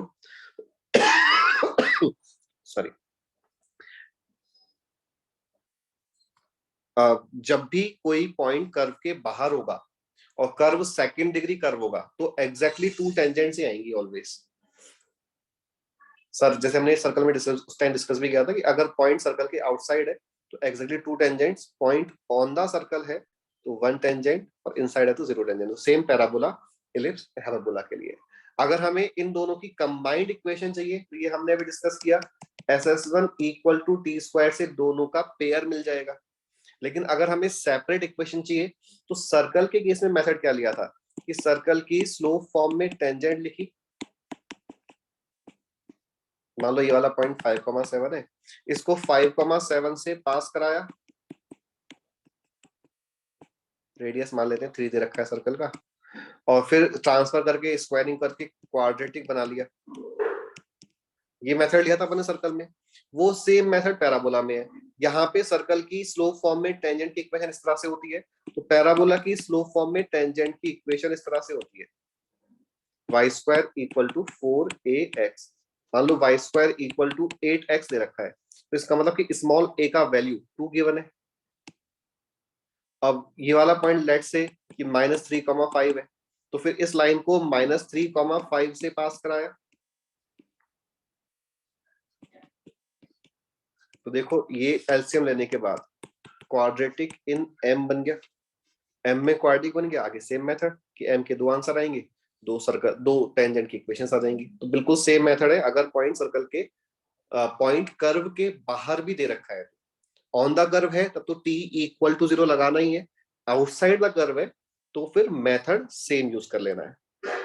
इसके बाद हमने बोला कि जो ये सारे डिफरेंट पॉइंट्स हैं, कॉर्ड ऑफ कॉन्टेक्ट,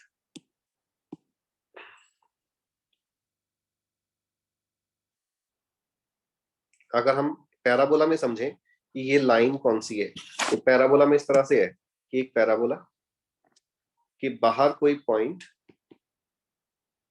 इससे टू टेंजेंट्स ड्रॉ की,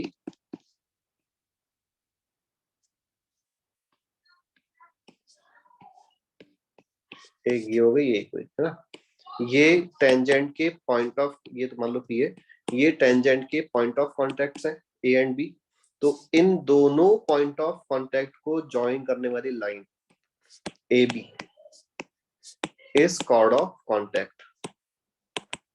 वहां भी ऐसी था डेफिनेशन, सर्कल के बाहर कोई पॉइंट से ड्रॉन टू टेंजेंट के पॉइंट ऑफ कॉन्टेक्ट को ज्वाइन करने वाली chord is chord of contact. Pair of tangent का मतलब in this case PA and PB lines combined are pair of tangents chord with middle point. नाम से clear है। Polar का सेम डेफिनेशन है जो वहां पे था, यहाँ पे बिल्कुल सेम है। तो ये सारा पोर्शन सेम है। तो नेक्स्ट क्लास, नेक्स्ट जो भी अपनी डाउट क्लास होगी उसमें आप सर्कल्स जो है उसका कंप्लीट डिस्कशन कर लेंगे, जितना भी तुम लोग होमवर्क कर सकते हो कर लेना। और उसके बाद नेक्स्ट क्लास में अपन कोनिक सेक्शन शुरू करेंगे। कोनिक सेक्शन का मतलब अपन ने काफी सारा पोर्शन वैसे आज डिस्कस कर लिया है, तो कोनिक सेक्शन जो अपन पढ़ेंगे तो प्रॉब्लम नहीं आनी चाहिए। ठीक है, कोई किसी को कोई डाउट अभी पूछना है तो बता दो एक बार।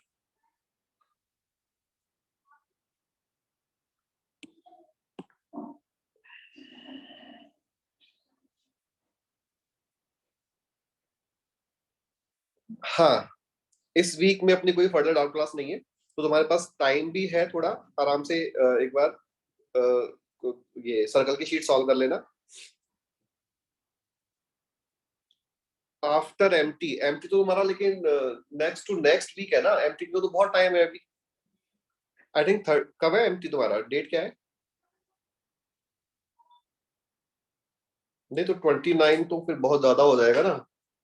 फिर तो फिर अगर अपन सर्कल का तब तक पेंडिंग छोड़ेंगे तो फिर कोडिक सेक्शन का होमवर्क हो जाएगा।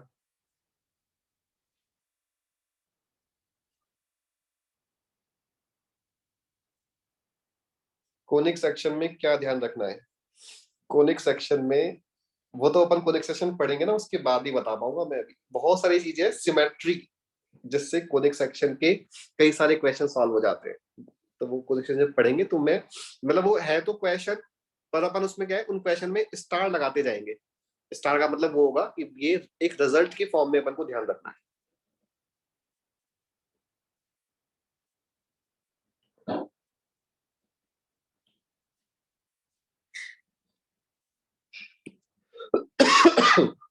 ठीक है। तो चलो इस वीक तो मतलब संडे को तो तुम्हारा ये पीएनसी का टीडब्ल्यूटी है ही। और फिर नेक्स्ट वीक में जो भी अपनी क्लास होगी उसमें अपन सर्कस का होमवर्क डिस्कशन कर लेंगे डाउट क्लास में, और रेगुलर क्लास में कोड सेक्शन शुरू कर देंगे। ठीक है।